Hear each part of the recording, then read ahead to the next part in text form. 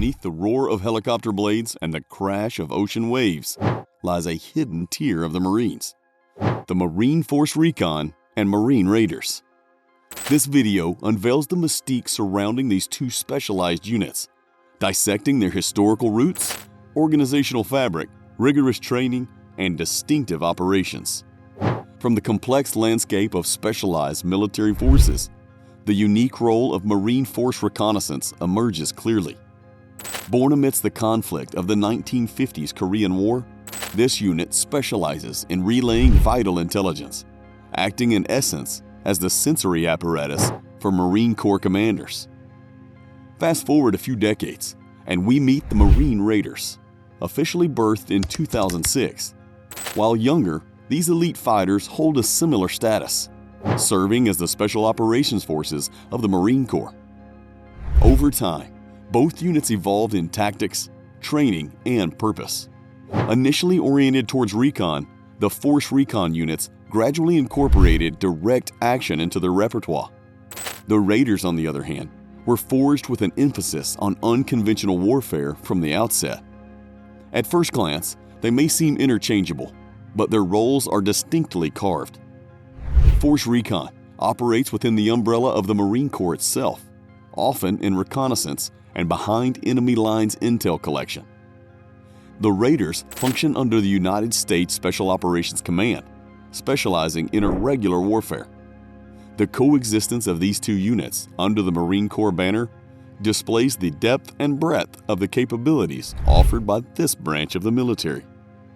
Diving deeper into the fabric of the Marine Corps, one finds the intricate organizational structures that govern these special forces. Marine Force Recon, often divided into Force and Recon companies, operates either directly under the Marine Expeditionary Unit or higher command echelons.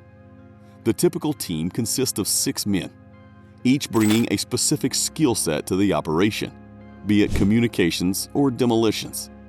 On the flip side, the Marine Raiders fall under the Marine Corps Special Operations Command, or MARSOC. Initially activated in 2006, the Raiders have 3 battalions and a special operations tool.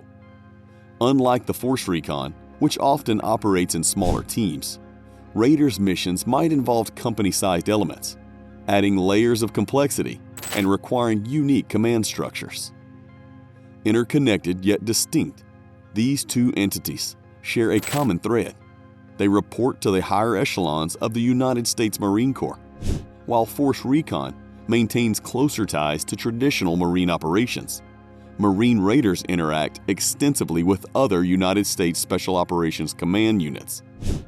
This dual association allows for an elegant blend of Marine ethos and special operations capabilities, resulting in an adaptive and responsive force. The crucible of any special operations unit lies in its training and selection process. For Marine Force Recon, the path is arduous, beginning with stringent basic requirements.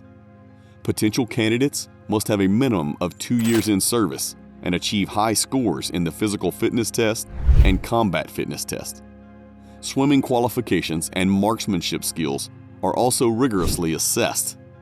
Once past the initial screening, candidates enter various training phases. Basics Reconnaissance course is the initial stage, followed by a survival, evasion, resistance, and escape or SEER course. Then comes the amphibious reconnaissance course, among other specialized training, all culminating in a reconnaissance training and readiness evaluation. Rigor is the name of the game, and the candidates are tested on every front, from combat diving to high-altitude jumps. For Marine Raiders, the expectations are equally high, if not more so. Candidates must be sergeants or higher and have at least 3 years of service remaining. The initial assessment consists of a strenuous physical test, a psychological evaluation, and a range of interviews. Surviving the initial cut is just the tip of the iceberg. The initial training course, or ITC, is a 196-day training school where Raiders learn specialized skills in 4 different phases, including direct action, special reconnaissance, and irregular warfare. This is followed by more specialized training, such as the Marine Special Operations School and language courses. When it comes to similarities and differences in training, both units have high physical demands and a focus on fieldcraft, but their objectives diverge.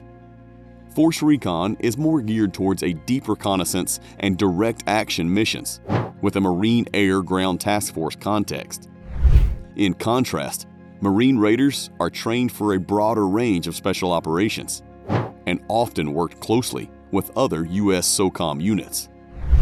This versatility allows the Raiders to be deployed in a variety of settings, from dense jungles to arid deserts, whereas Force Recon units are often more specialized in their scope. In the grand scheme, the training and selection for these units is a high-stakes gauntlet designed to create operatives who can adapt to unpredictable situations, execute complex missions, and above all, be trustworthy stewards of the Marine Corps legacy. While training lays the foundation, it's in the realm of operations where the mettle of the Marine Force Recon and Marine Raiders is truly tested. Marine Force Recon conducts various types of operations, notably deep reconnaissance and direct action missions. They provide battlefield intelligence, conduct surveillance, and gather information on terrain and enemy strength. During the Vietnam War, they earned their reputation by infiltrating deep behind enemy lines, capturing prisoners, and performing site exploitation. Fast forward to modern-day scenarios. Force Recon units have been integral parts of operations in Iraq and Afghanistan, where they executed highly specialized missions that often remain classified. In Operation Desert Storm, for example, they conducted crucial reconnaissance missions and target acquisition, which greatly aided the overall strategy. On the other hand, Marine Raiders carry out a broader set of special operations missions, from foreign internal defense to counterterrorism and counterinsurgency. Their operational portfolio is diverse, reflecting their multifaceted training.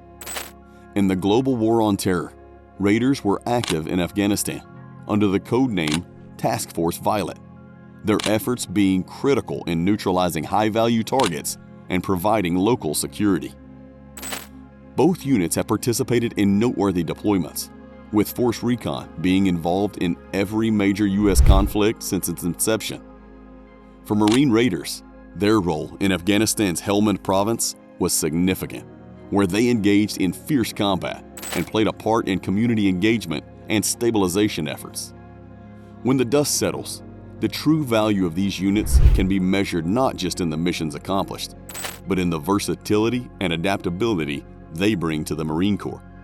From the sweltering jungles of Vietnam to the mountainous terrains of Afghanistan, both have shown the ability to execute missions that are as diverse as they are complex.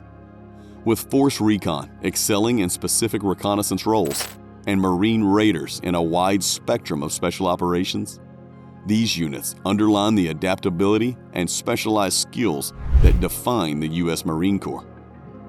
As we wrap up our deep dive into the world of the Marine Special Forces Operations Forces, one thing remains clear. Both Marine Force Recon and Marine Raiders hold unique and indispensable roles within the Marine Corps. Force Recon as the eyes and ears on the battlefield, and Marine Raiders with their wide array of special operations capabilities represent the pinnacle of military excellence. These units don't just complement the Marine Corps, they elevate it. If you found this interesting, please consider subscribing for more awesome content. See you all in the next one.